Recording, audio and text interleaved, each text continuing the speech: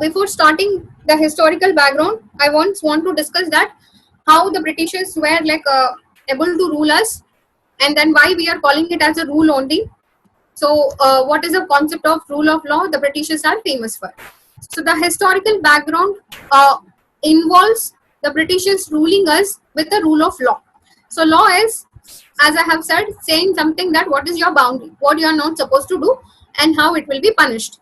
So rule of law is how you are going to prepare the law and what is the basis that you are applying the law. So that is rule of law.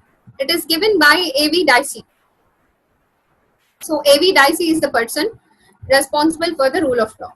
So rule of law means absolute supremacy, dominance, predominance of the regular law as opposed to the influence of arbitrary power, and excludes the existence of arbitrariness or even of wide discretionary authority on the part of government. It might sound little confusing. I will explain it bit by bit. So what we are saying is that law is supreme and there should not be any power higher than the law. So now what do we mean by that? If even PM commits a crime, we should be able to punish him. Even if CM commits a crime, we should be able to punish him.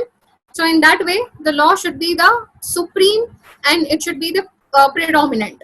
And it excludes the arbitrariness, the differences or inequalities in the society. According to the law, it should not be validated. So discretionary authority means the special authority of certain powers, like how the kings used to behave. That should not be there. So in a simpler format to look at it, the rule of law is given by the A.V. Dicey. Dicey, that is. So A.V. Dicey, the supremacy of the law, equality before law, and predominance of the legal spirit. So supremacy of the law means no man is punishable or can be punished until unless he is not doing anything wrong or the breach of constitution. So in the king's time, it was not like this. So in the king's time, you punish anyone at your own will, even if he is not doing anything wrong also. If you just don't like him, you might have punished him. Now, if the rule of law is being applied, you cannot punish anyone like that. Either he should have done something wrong, which is the breach of law. So that is the concept of law. Any country which follows the law means a person can be punished only when he has done something wrong according to the law. Then only he can be punished. That is the concept. Then equality before the law. The second meaning is that there is no man who is above the law. It means that all the laws will be applied equally. So equally means every person will be equally subjected to the laws. And there should not be anyone who is above the law. Anyone. Any important person, any good person, any bad person, any powerful person, the law is supreme rather than the people. That is one thing. Nobody can be punished until unless they are doing something wrong. And the second important rule, no man is above the law. And then finally the third one. So now remember that India follows only these two areas. This is more important. That's why I'm doing this thing first. India follows only the first two principles in the rule of law. India doesn't follow the third policy in the rule of law. So what is the third policy? The predominance of legal spirit. So it means that the general principles of the constitution will be the result of judicial decisions. So as we have said, ours is a written constitution. We don't take the judicial decisions as directly the decisions of the constitution. So we have to change it again by the amendment, then only it can be taken. So this will be followed in England but not in India. So England follows all these three of them: supremacy of law, equality before law, predominance of legal spirit. With these three areas only, the England have come to India and started teaching us that what is law. Until then, we also had law or the law system from the kings and queens, but not these three areas, because king was above the law, and then if he wishes to punish someone, then he could punish someone.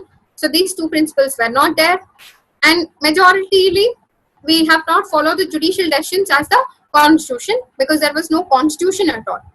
So in that way, rule of law, which is given by the A.V. Dicey, is the important thing which has been introduced into India as soon as the Britishers have come to India. That's why you observe India doesn't have majorly the revolutionary kind of approach. What we have, we do the movement. So most of the times when you look at the Gandhiji, Gandhiji is fighting the law, but not a Britisher on the road. He's not fighting with a Britisher. He's fighting with the law because they follow the laws, because they believe that laws are more important. So in that way, the rule of law is the background principle of historical background acts.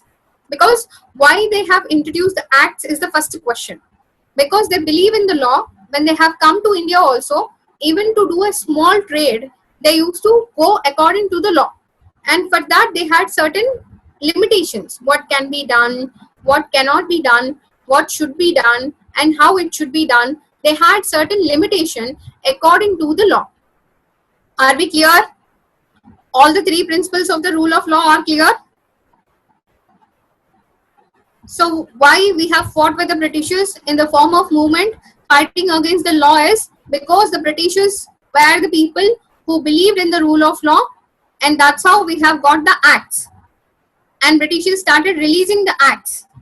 So we have decided that we will fight with them according to the rule of law only. So if you have seen any of the movies like Lagan or like any other British related movies, you will see that we will get some promise from the Britishers. And if we win the bet, then the Britishers will leave us, means they will leave us, because we don't get any doubt. Okay. I'm increasing it.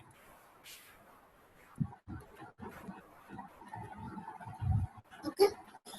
So we don't doubt them.